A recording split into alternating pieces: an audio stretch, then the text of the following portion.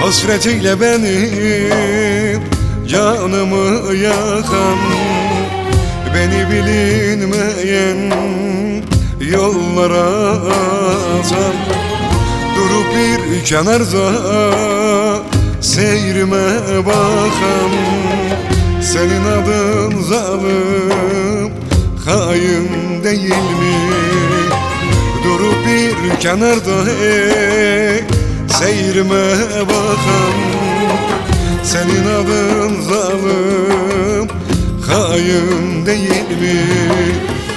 Değil mi, değil mi, doğru değil mi?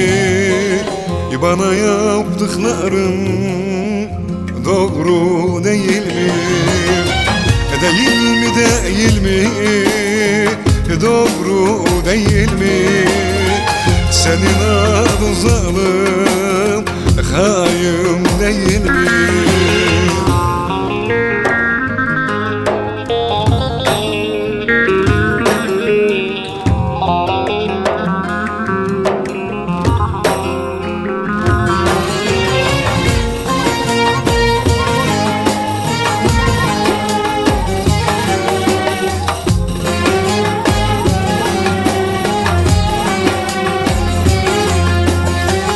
Yaralı gönlümün dermanı sendin, İnancım, ikrarım, varlığım sendin.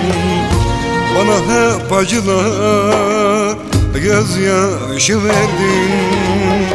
Senin adın zalim, hain değil mi?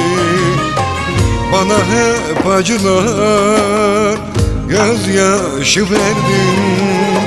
Senin adın zalim, hain değil mi?